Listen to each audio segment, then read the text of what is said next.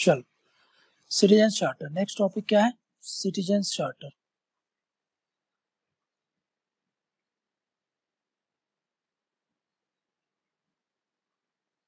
देखो citizen charter क्या है।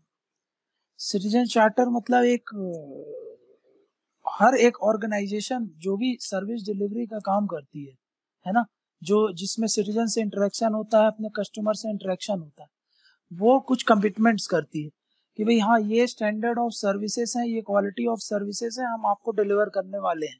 समझा क्या? तो सिटीजन चार्टर क्या होता है? सिटीजन चार्टर क्या है? एक डॉक्यूमेंट्स है, मतलब डॉक्यूमेंट्स हो सकता है वो, जिसमें क्या होता है, वो सेट ऑफ कुछ कमिटमेंट्स करते हैं। काहे से रिलेटेड कमिटमेंट्स करते हैं?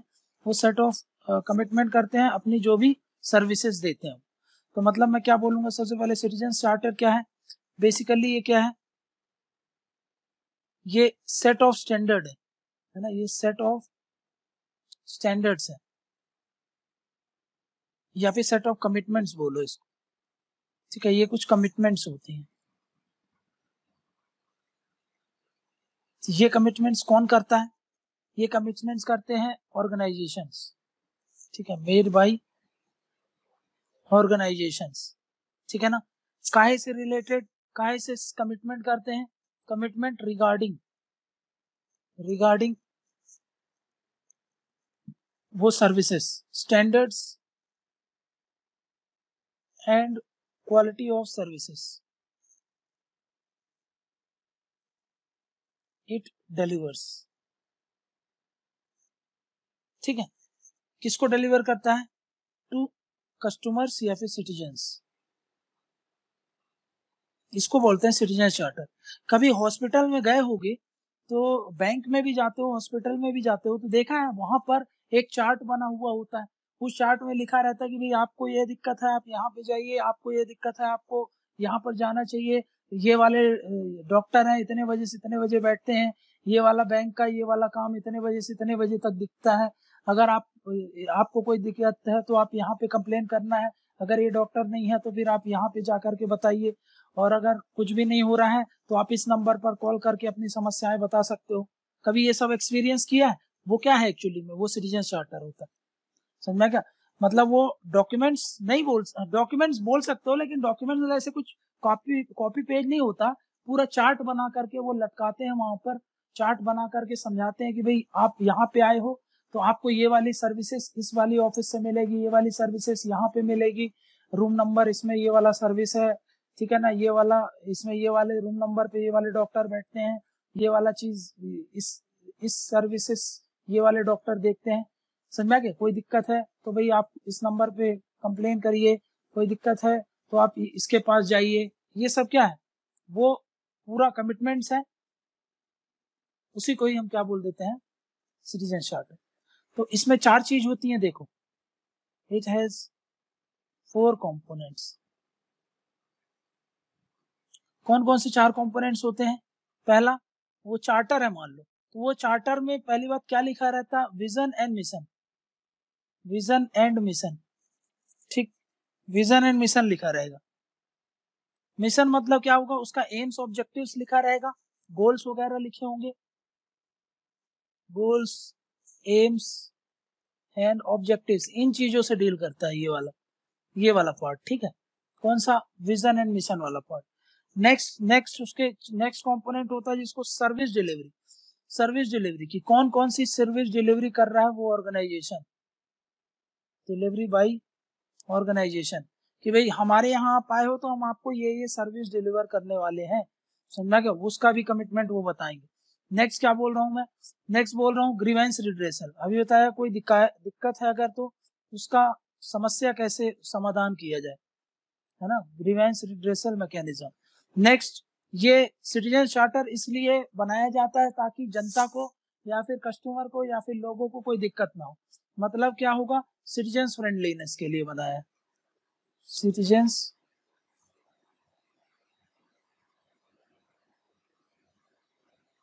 सिटीजन्स रेस्पॉन्सिबिलिटी, इसमें सिटीजन्स की रेस्पॉन्सिबिलिटी को भी बढ़ाया गया है।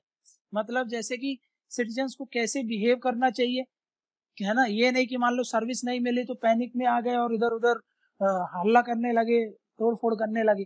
तो ये सिटीजन्स की रिस्पॉन्सिबिलिटी और सिटीजन की फ्रेंडलीनेस के लिए बात करता है, जहां पर वो बोलता है कि कैसे सिटीजन्स को इस सिचुएशन में बिहेव करना चाहिए। जैसे वो बताएगा ना कि आपको ये सर्विस नहीं मिल रही है, तो भाई आप थोड़ा सा पेशेंस रखिए, 2 दिन का इंतजार करिए, 1 दिन का इंतजार करिए, यहाँ पे कंप्लेन करिए, आपकी समस्या को 2 दिन में सुलझा दिया जाएगा। ये इसलिए होता है, मतलब सिटीजन्स की रिस्पॉन्सिबिलिटी को भी बताता है कि आपकी रिस्पॉन्सिबिलिटी भी है कि भाई आपको क्या करना चाहिए, थोड़ा सा पेशेंस रख के काम करना चाहिए, आपको ऐसा बिहेव करना चाहिए अलग अलग सिचुएशन। नेक्स्ट बता दिया, ग्रीवेंस रिड्रेसल इसलिए होता है, मतलब इसमें क्या होता है, फीडबैक मैकेनिज्म होता है। फीडबैक मैकेनिज्म मतलब आपको अच्छा लग रहा है, बुरा लग रहा है, उसके हिसाब से आपका जो भी मत होगा वो जाना जाएगा, उस हिसाब से फर्दर इंप्रूवमेंट करने की ट्राई किया जाएगा। इसको हम क्या बोल देते हैं, ग्रीवेंस रिड्रेसल। मतलब सिंपली भाषा में अगर मैं बात करूं तो जो शिकायत होती है, सामने वाला प्रॉपर शिकायत कर सके, उसकी शिकायत को कंसिडर करना चाहिए, ये सब मैकेनिज्म जो होता है उसको बोलते हैं ग्रीवेंस रिड्रेसल मैकेनिज्म। समझ में गया? तो मैं ये बोल सकता हूँ क्या कि सिटीजन चार्टर एक टूल है। इस सिटीजन चार्टर क्या है, it's a tool, it's a tool. जैसे आरटीआई एक टूल था काहे के लिए, ट्रांसपेरेंसी के लिए, है ना, वैसे सिटीजन चार्टर क्या है, एक टूल है काहे के लिए, टू इनहेंस वर्क कल्चर, है ना। ऑफिस में कोई मक्कारी ना मारे, सब अपना अपना ईमानदारी से काम करते रहे, इसलिए है वर्क कल्चर को इम्प्रूवमेंट करने के लिए, उसको बढ़ावा देने के लिए क्या है, सिटीजन चार्टर है। ठीक है ना। नेक्स्ट, वर्क कल्चर के साथ साथ क्वालिटी ऑफ सर्विसेज भी इम्प्रूव हो, है ना, उसके लिए भी ये सिटीजन चार्टर होता है, क्योंकि उसमें सेट ऑफ कमिटमेंट्स हैं। अगर वो कमिटमेंट्स फुलफिल नहीं होती है तो आप कंप्लेन कर दोगे, और आप कंप्लेन कर दोगे तो भाई फिर उस पर जो भी एक्शंस लिए जाने हैं वो लिए जाएंगे। तो भाई हर व्यक्ति डरेगा कि भाई हाँ, हमको टाइम बाउंड मैनर में सब कुछ करना है, हमको जो सर्विस बोला गया है वो सब प्रोवाइड करना है, मक्कारी मारेंगे तो गड़बड़ हो जाएगी। तो वही सिटीजन चार्टर, इसीलिए क्या बोल रहा हूँ, सिटीजन चार्टर क्या एक हथियार है काहे के लिए, वर्क कल्चर और क्वालिटी ऑफ सर्विस को बढ़ावा देने के लिए। समझ में गया ना। ये करता क्या है, इस टूल से हम क्या ला सकते हैं, हम बिहेवियरल चेंज ला सकते हैं, हम चेंज ला सकते हैं। चेंज कैसे, हम चेंजेस ला सकते हैं, एक तो बिहेवियर में, है ना, वो बिहेवियरल चेंज हो सकता है, और दूसरा एटीट्यूडनल चेंज।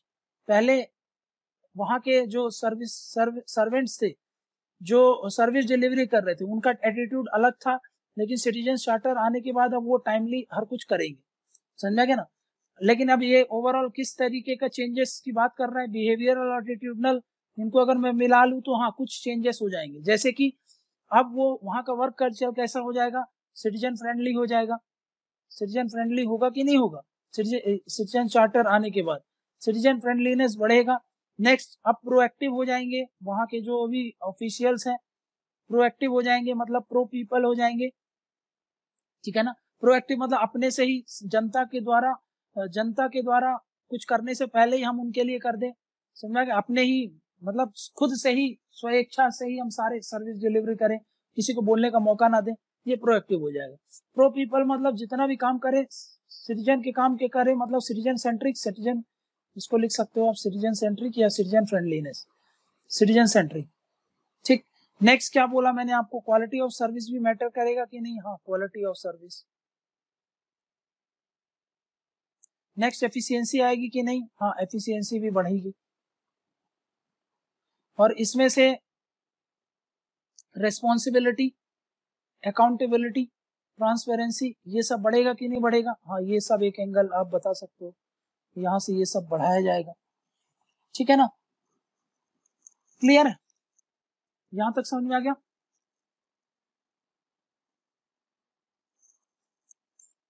आप देखो इसके पीछे तर्क क्या था, सिटीजन चार्टर लाने के पीछे क्या वो रैशनल क्या था। तो अगर हम बात करें रैशनल क्या था इसके पीछे,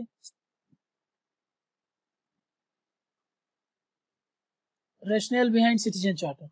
तो देखो ये सिटीजन चार्टर एक है, मैंने आपको बताया डेमोक्रेसी एक रैशनल थी, डेमोक्रेसी के बाद एक मैनेजेरियल अप्रोच आ गया, मैनेजेरियल अप्रोच। अभी देखेंगे इसमें क्या है। देखो डेमोक्रेसी है, डेमोक्रेसी में हमने पढ़ा था कि भाई यहाँ पर राइट बेस्ड अप्रोच होता है, आजकल राइट बेस्ड अप्रोच हो गया है।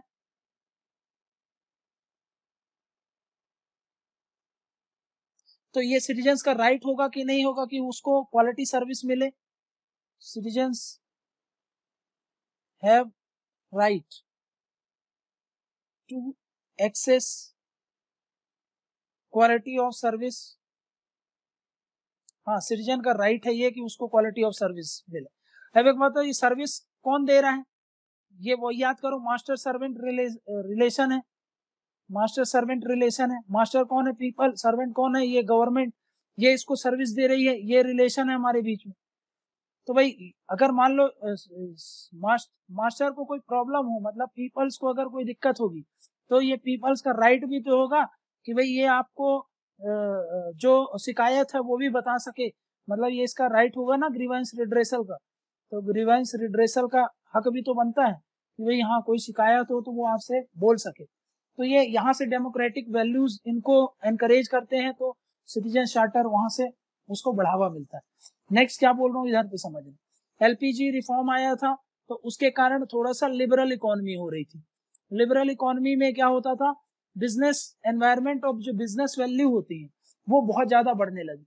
बिजनेस वैल्यू जैसे बिजनेस के कुछ फीचर्स होते हैं, कैसे भाई वो क्लाइंट पर ज्यादा ध्यान देते हैं, क्लाइंट बेस्ड अप्रोच होता है उनका, है ना। अभी सरकारी एसबीआई के बैंक में देखना, आप जाओगे, आपको ऐसा परेशान कर देंगे वो, है ना। आपको मतलब सर्विस डिलीवरी में इतना आपको वहां पे गुस्सा आने लगी। लेकिन यहीं पर आप आईसीआईसीआई जाओ, एचडीएफसी जाओ, यहाँ पर जाओगे जो प्राइवेट बैंक्स होते हैं, यहाँ पर उनकी सर्विस डिलीवरी देखना, आपको क्लाइंट को इतना अच्छे तरीके से देखते हैं।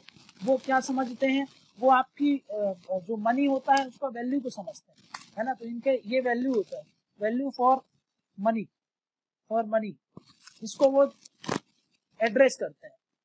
समझा कि ये उनकी खास बात होती है। समझा कि उसके साथ साथ उनको पता है कि हमको क्वालिटी ऑफ सर्विस देनी पड़ेगी। क्वालिटी सर्विस अगर आप नहीं दोगे तो भाई यहाँ पे गड़बड़ हो जाएगा, ये लोग दूसरी जगह मूव कर जाएंगे। तो वो बचा के रखते हैं आपको पूरा ग्रीवेंस रिड्रेसल को पूरे तरीके से, आपको कहीं से भी कोई प्रॉब्लम ना हो, इन सब चीजों का ध्यान रखते हैं।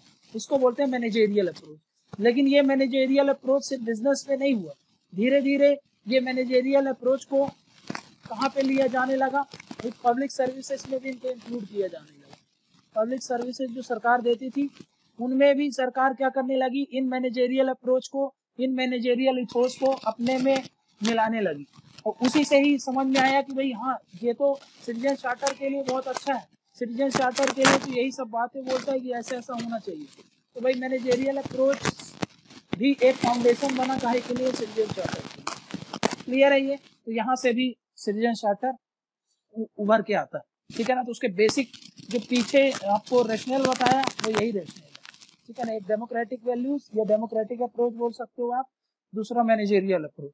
तो इन नेटसेल अगर मैं बात करूं तो सिटीजन चार्टर क्या है, इन नेटसेल सिटीजन चार्टर क्या है। देखो सिटीजन चार्टर यहाँ पे समझना कि क्या क्या चीज सिटीजन चार्टर में ध्यान दी जाती है, ठीक। एक है एफिशिएंसी और इफेक्टिवनेस, एफिशिएंसी एंड इफेक्टिवनेस बढ़े उसकी, सर्विस डिलीवरी जो भी कर रहे हैं, ठीक है ना। ये पहला पॉइंट हो गया यहाँ, ठीक है ना। दूसरा पॉइंट क्या बोल रहा हूं मैं, दूसरा पॉइंट बोल रहा हूं मैं वैल्यू फॉर मनी, ठीक है। तीसरा सिटीजन चार्टर क्या बात करता है, क्वालिटी की, क्वालिटी ऑफ सर्विसेज की बात करता है। नेक्स्ट बात करता है वॉइस, वॉइस मतलब आपको कोई दिक्कत है तो आप अपनी वॉइस उठा सकते हैं, मतलब क्या है वो ग्रीवेंस रिड्रेसल, ठीक। लेकिन यहाँ पर इसने क्या किया है, जैसे मैं आपको बताता हूँ, यहाँ पर ग्रीवेंस रिड्रेसल को अपन सेपरेट पॉइंट लेते हैं, ठीक है ना। यहाँ पर हम लेते हैं ग्रीवेंस रिड्रेसल, ठीक है। यहाँ पर वे वॉइस मतलब आपका सेइंग हो जाता है। यहाँ पर तो शिकायत दर्ज करा रहे हो, यहाँ पर क्या करते हैं, यहाँ पर सेइंग बढ़ गई। सेइंग मतलब पब्लिक का पार्टिसिपेशन बढ़ गया, बस पब्लिक का कोऑपरेशन और पार्टिसिपेशन बढ़ गया, समझ गए। Grievance redressal. और इसके साथ साथ एक चीज और होगी, आर्ट। आर्ट मतलब अकाउंटेबिलिटी, रेस्पॉन्सिबिलिटी, ट्रांसपेरेंसी, है ना। यही हमको क्या बनाता है, यही हमको सिटीजन चार्टर बना के देता है। इतनी चीजें सिटीजन चार्टर में होती हैं, ये बात थोड़ा सा ध्यान में रखें, ठीक है।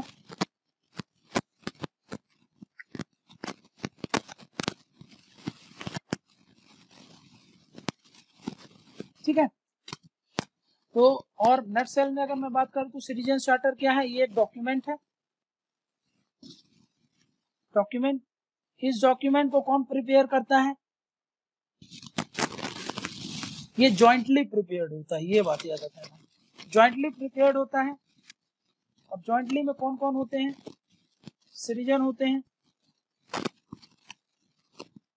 स्टेक होल्डर्स हो सकते हैं, जो भी स्टेक होल्डर्स इन्वॉल्व हैं उससे रिलेटेड स्टेक होल्डर्स इन्वॉल्व, और गवर्नमेंट एजेंसी, मतलब जो सर्विस देने वाली है, गवर्नमेंट एजेंसी। जैसे हॉस्पिटल है तो वो हॉस्पिटल एक वो हो जाएगा, वो आपको सिटीजन चार्टर बना के देगा, समझा गया। ये क्या है, इसमें क्या होता है, इसमें सिटीजन चार्टर में डिटेल्स होती है, डिटेल्स काहे की, of services to be delivered, कि भाई ये सर्विसेज वो डिलीवर्ड करने वाले हैं। दूसरा काहे की होती है, ग्रीवेंस रिड्रेसल मैकेनिज्म होता है ना। और फॉलो अप मतलब उसके बाद भी आगे क्या करना चाहिए, क्या करा जाना है, वो सब की बात करता है। तो भाई सिटीजन चार्टर इस चीजों से रिलेटेड है, बस ये याद रख लें। अब एक चीज याद रखना, सिटीजन चार्टर जो होता है वो मोरली बाइंडिंग होता है, लीगली बाइंडिंग नहीं होता, नॉट लीगली बाइंडिंग, है ना।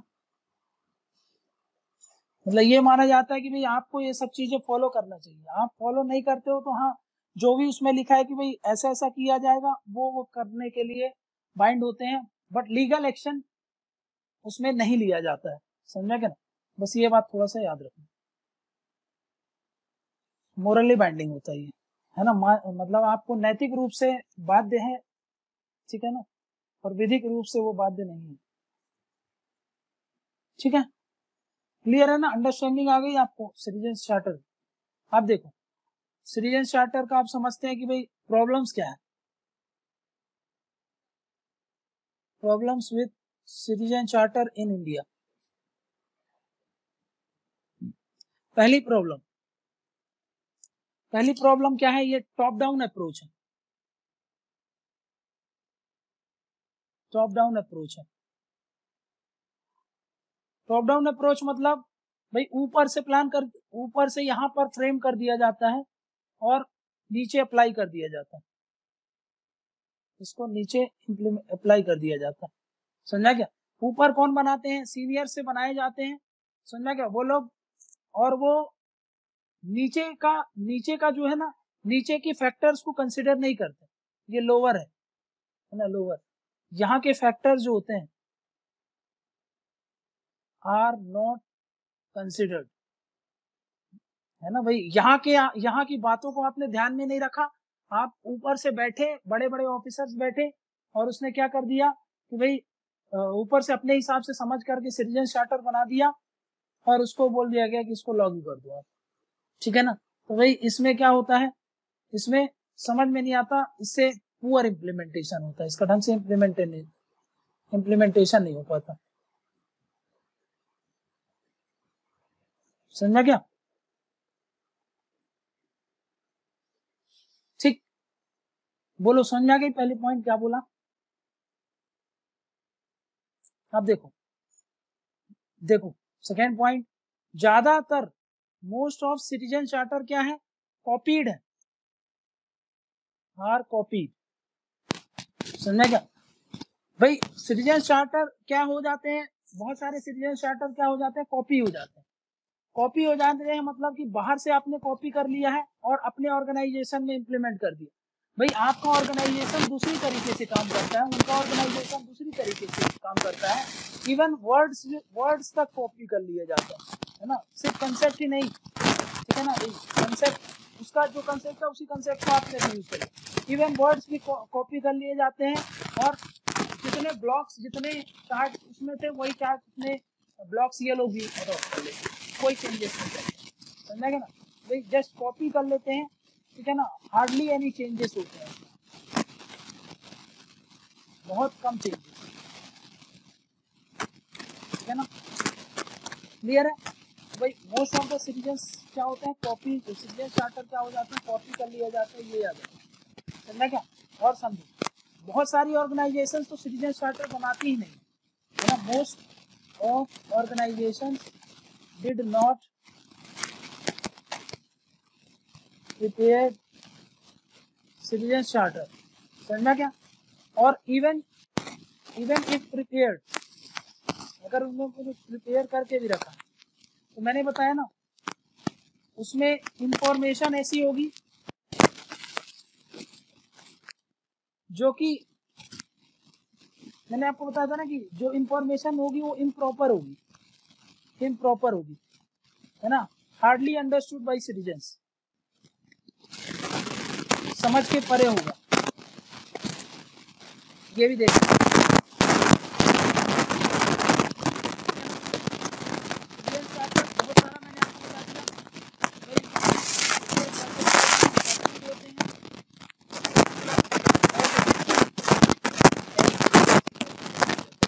हार्डली इसमें कोई चेंजेस करते हैं,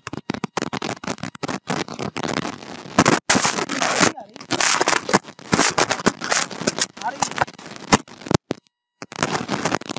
हेलो,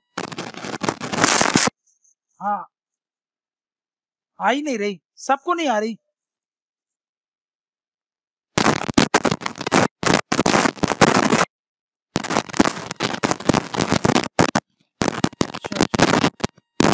देखता हूँ इधर से अभी बताना आ रही है। नेक्स्ट क्या बोल रहा हूँ, सिटीजन चार्टर क्या हो जाते हैं, कर लिए जाते हैं एज टू हार्डली कोई चेंजेस लिए जाते हैं, है ना। ये आपका ऑर्गेनाइजेशन है, हर ऑर्गेनाइजेशन की डिफरेंट प्रॉब्लम्स होती है, डिफरेंट प्रॉब्लम, हर ऑर्गेनाइजेशन की डिफरेंट सिचुएशन होती है ना, तो उस हिसाब से सिटीजन चार्टर कैसा होना चाहिए, उसी के अकॉर्डिंगली होना चाहिए, बट ऐसा नहीं होता है, ये बात ध्यान में रखना। क्लियर की आवाज, हाँ आवाज क्लियर नहीं हो रही, हाँ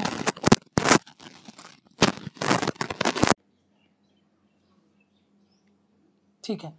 क्या देख रहे थे, प्रॉब्लम्स, है ना, प्रॉब्लम्स क्या है सिटीजन चार्टर में।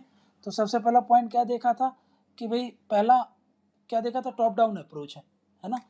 टॉप डाउन के बाद हमने क्या समझा था भाई, वहीं से एक चीज़ मैं ये भी बोल सकता हूँ ना, टॉप डाउन मतलब ऊपर से प्लान कर दिया, पहला पॉइंट क्या था, top down approach. Top down में मतलब सेंट्रलाइज्ड प्लानिंग होती है सब चीज़ की, है ना, सेंट्रलाइज्ड प्लानिंग होती है, सेंट्रलाइज्ड प्लानिंग मतलब ऊपर से प्लान करते हैं और नीचे उसको इम्प्लीमेंट कर दिया जाता है। इसमें ये जो लोकल फैक्टर्स होते हैं, लोकल फैक्टर्स इनको कंसिडर नहीं किया जाता है, लोकल फैक्टर्स डू नॉट या फिर are not taken into consideration, है ना, are not taken into consideration. तो इसके कारण क्या हो रहा है, इसके कारण क्या होता है, इम्प्लीमेंटेशन सफ़र करता है, इम्प्लीमेंटेशन सफ़र करता है, ये हमने देख लिया पहला पॉइंट। उसी में क्या देखा था, क्रूड डिज़ाइन होता है, क्रूड डिज़ाइन जिसको हम बोलेंगे इम्प्रॉपर तरीके से इसको डिज़ाइन करना, एंड कंटेंट, उसमें जो कंटेंट होता है बताया ना कि भाई इतना अच्छे से आपने नहीं बनाया है कि आम व्यक्ति उसको समझ पाए, समझना क्या, डिज़ाइन भी उसका उतना अच्छा नहीं होता जो फ्रेंडली रहे, सिटीजन फ्रेंडली रहे, सिटीजन से अट्रैक्टिव हो, उसको समझ पाए, इतना आपका कुछ है नहीं। तो ये सेकेंड पॉइंट में आ गया। फिर उसी में मैंने आपको बताया था कि भाई थर्ड पॉइंट में क्या बताया था कि भाई नो सिटीजन चार्टर, या फिर सिटीजन चार्टर अगर है भी तो भाई वो कैसे हैं, जस्ट कॉपीड है ना, कॉपीड है, कहाँ से कॉपी कर लिए गए हैं, दूसरी ऑर्गेनाइजेशन से। अभी मैंने बताया कि हर एक ऑर्गेनाइजेशन की अलग अलग समस्या होती है, अलग अलग ऑर्गेनाइजेशन होते हैं, अलग अलग उनकी सर्विसेज होती है, सारी सर्विसेज के लिए आप एक सिटीजन चार्टर को नहीं रख सकते, बट यहाँ पर क्या किया जाता है, उनको कॉपी कर लिया जाता है, अलग अलग ऑर्गेनाइजेशन दूसरी हैं बट सिटीजन चार्टर सब में वो लोग सेम ही रख लेते हैं, समझना क्या, ताकि कोई चेंजेस ना करना पड़े।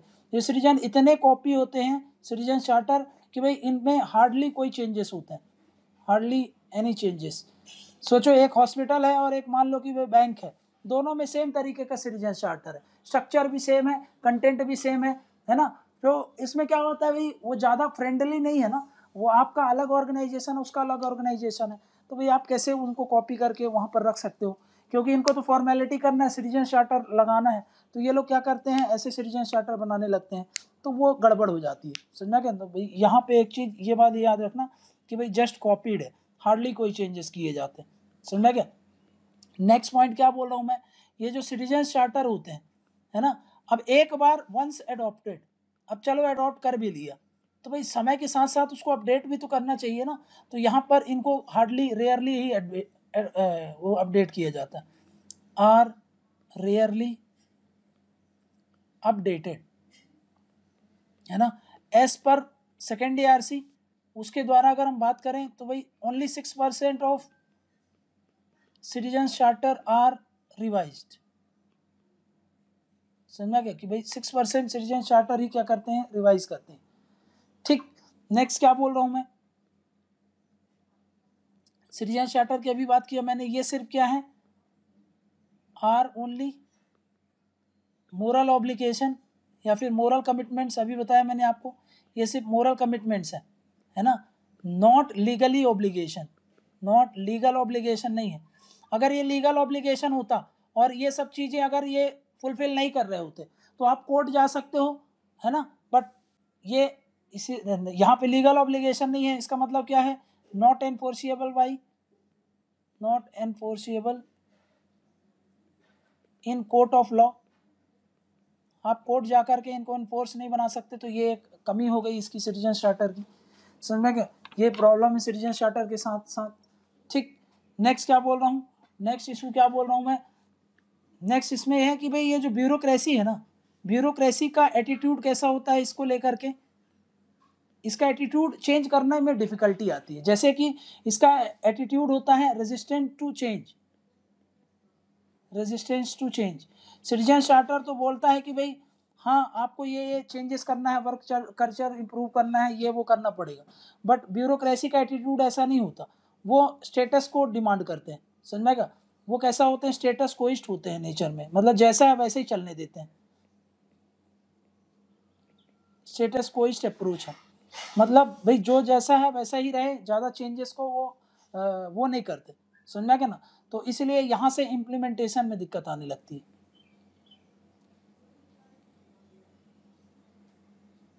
ठीक है ना। क्यों, क्यों इम्प्लीमेंटेशन में, क्योंकि देखो सिटीजन चार्टर काहे की बात करता है, वो अकाउंटेबिलिटी, रेस्पॉन्सिबिलिटी, ट्रांसपेरेंसी, आर्ट की बात करता है, और ब्यूरोक्रेसी, ब्यूरोक्रेसी इन चीज़ों को रेजिस्ट करती है, तो भाई आप भले ही सिटीजन चार्टर में कितना भी बोल दो, ये चीज़ें तो चेंज नहीं हो पाती, समझ में क्या। तो ये कुछ प्रॉब्लम्स हैं सिटीजन चार्टर के साथ। नेक्स्ट क्या प्रॉब्लम है, नेक्स्ट प्रॉब्लम है अभी मैंने आपको बताया ना, नेक्स्ट है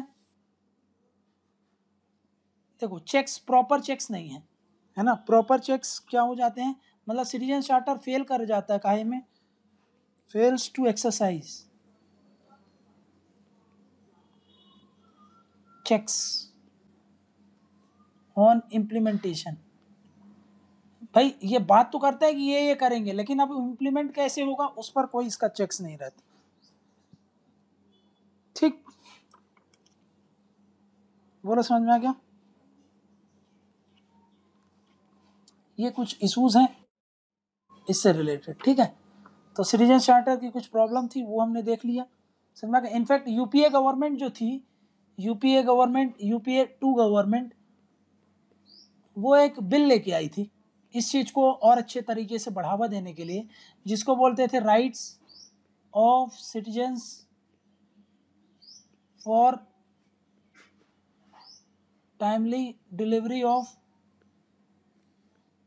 goods and services and redressal for their grievance, bill 2011, but ये लैप्स हो गया, बट इट लैप्स, पास नहीं हो पाया।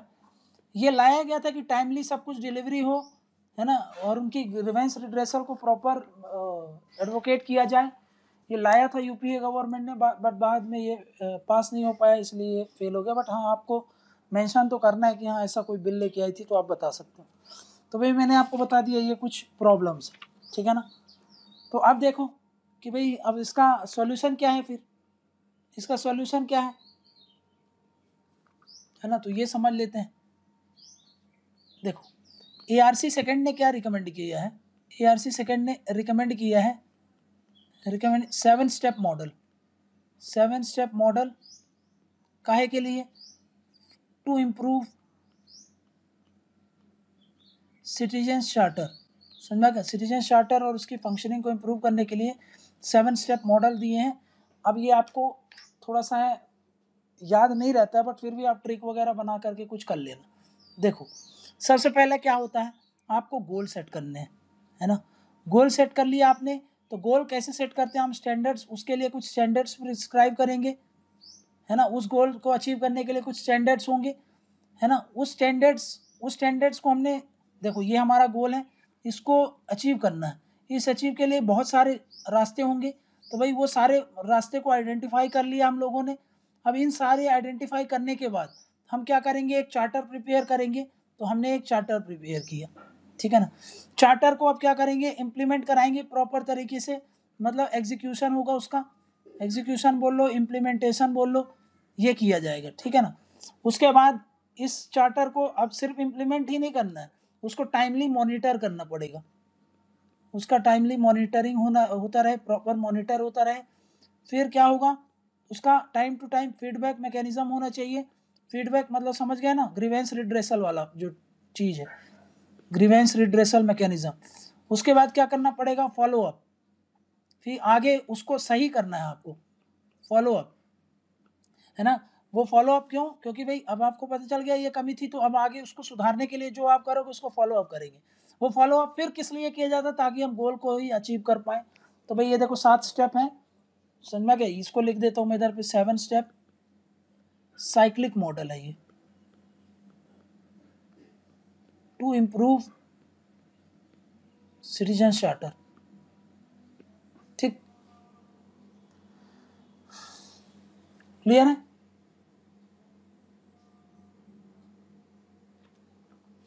बोलो समझ में क्या।